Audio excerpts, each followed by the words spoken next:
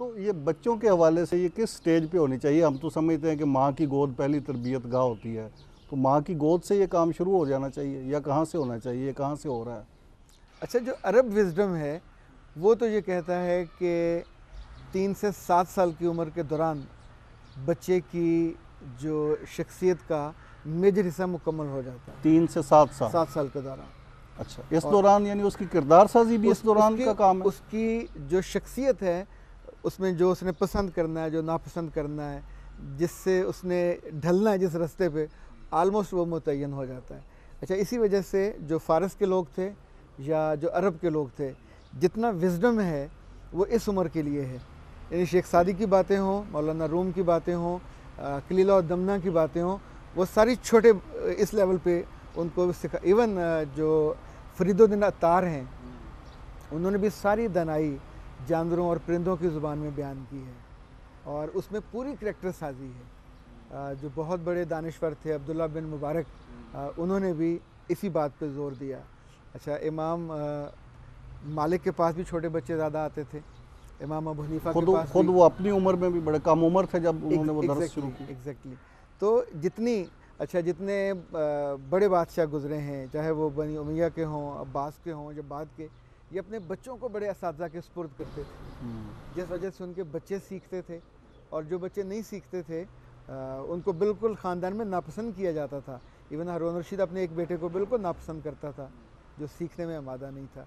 फिर अब हौले हौले जैसे हमारा अहद पहुंचा तो माएँ मसरूफ़ हो गई, उन्होंने बच्चों को 2.5 साल से पहले वो उठा के फेंक देती हैं स्कूल में।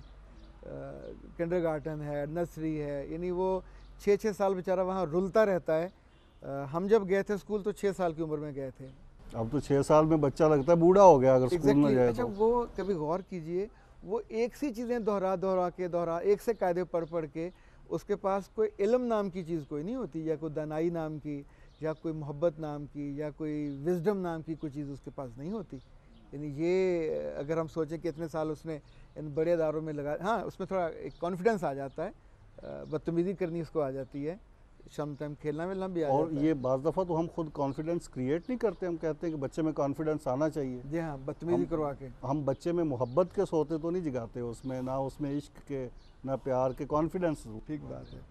मुझे याद है एक दफ़ा मेरी अपनी बेटी के साथ बैठा था तो मैंने उससे कहा कि बेटा, आम तौर पे वालिदैन ये कहते हैं कि मुझे तुमसे कोई उम्मीद नहीं है और मुझे तुमसे कुछ नहीं चाहिए, गलत है ये।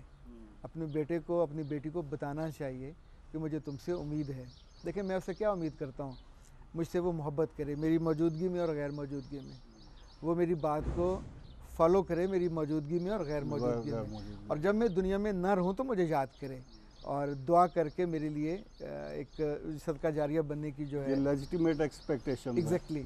तो अगर उसको हम बताते ही नहीं हैं तो ये जो जितने आपके बूढ़ों के घर भरते जा रहे हैं, और लोग अल्लाह माफ़ करे पिछले चंद दिनों में कितने सारे जालमाना वाक़यात इस तरह के हुए जो पहले से बढ़ गए हैं।